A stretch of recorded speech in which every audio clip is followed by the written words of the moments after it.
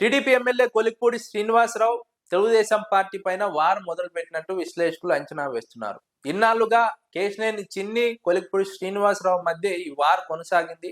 అయితే ఈ వార్ ఇప్పుడు తెలుగుదేశం పార్టీ అధిష్టానంపై కూడా మొదలుపెట్టినట్టు విశ్లేషకులు అభిప్రాయపడుతున్నారు. కొలిక్పూడి శ్రీనివాసరావు వాట్సాప్ స్టేటస్ ను పరిశీలించినప్పుడు ఇదే అర్థమవుతోంది. కొలిక్పూడి శ్రీనివాసరావు ఇన్నాళ్లుగా కేశినేని చిన్నిని టార్గెట్ చేశారు. పేకాడ్ శిబిరాలు నిర్వహిస్తున్నారు, పేకాడ్కు డెన్ గా మార్చారు, రేషన్ బియ్యం అమ్ముకుంటున్నారు, పార్టీ పదవులు అమ్ముకుంటున్నారు, అదే విధంగా లిక్కర్ మాఫియాను నడుపుతున్నారు, ఇసుక మాఫియాను నడుపుతున్నారు, అన్ని రకాల మాఫియాను నడుపుతూ వనరులను కొల్లగొడుతున్నారు, తద్వారా సొమ్ము చేసుకుంటున్నారు అన్నది ఇన్నాళ్ళు కొలిక్పూడి శ్రీనివాసరావు కేశినేని చిన్నిపై చేసినటువంటి ఆరోపణలు.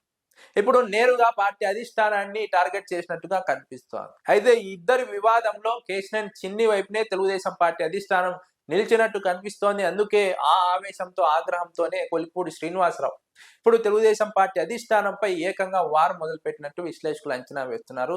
అసలు కొలిక్పూడి శ్రీనివాసరావు వాట్సాప్ స్టేటస్ లో ఏముందంటే, 3 రోజుల పాటు 35 గ్రామాలు, 480 కుటుంబాలు, రోడ్లు లేని పల్లెలు, ఉపాధి లేని పిల్లలు, పల్లె కన్నీరు పెడుతోందంటూ వాట్సాప్ స్టేటస్ లో కొలిక్పూడి శ్రీనివాసరావు పెట్టుకున్నారు. వాట్సాప్ స్టేటస్ లో తెలుగుదేశం పార్టీ ఎమ్మెల్యే ఆ విధంగా పెట్టుకున్నారంటే రాష్ట్రంలో తెలుగుదేశం పార్టీ పాలన సరిగా లేదని అర్థం, పల్లెల్లో రోడ్లు లేవని అర్థం, పల్లెల్లో ఉన్నటువంటి పిల్లలకు ఉపాధి లేని అర్థం, పల్లెల్లో ఉన్నటువంటి చదువుకున్న వారికి ఉద్యోగాలు లేవని అర్థం, పల్లెల్లో ఉన్న వారికి పనులు లేవని అర్థం. పల్లె కన్నీరు పెడుతోందంటే పల్లెల్లో తినడానికి తిండి సరిగా లేదు, తాగడానికి సరిగా నీళ్లు లేవు, నడవడానికి సరిగా రోడ్లు లేవు, రవాణా సదుపాయాలు లేవు, అన్ని రకాలుగా ప్రభుత్వం విఫలమైందని అర్థం.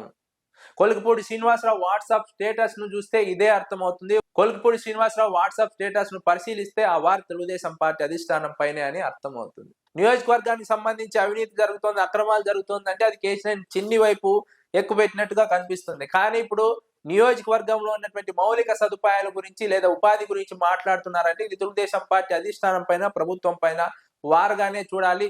తెలుగుదేశం పార్టీ అధిష్టానం పైనే విల్లు ఎక్కుపెట్టినట్టుగా చూడాలన్నది విశ్లేషకుల అభిప్రాయం. తెలుగుదేశం పార్టీ అధిష్టానం కొలిక్పూడి శ్రీనివాసరావు వ్యవహార శైలి పైన ఏమీ చేయలేక ఉండిపోతోంది. వ్యతిరేకంగా మారుతారనే ఉద్దేశంతో కొలిక్పూడి శ్రీనివాసరావు వ్యవహారం విషయంలో జోక్యం చేసుకోవడం లేదు. కొలిక్పూడి శ్రీనివాసరావు ఎంతకైనా తెగిస్తారు, అవసరమైతే ప్రభుత్వం పైన వ్యతిరేకంగా పోరాడతారు.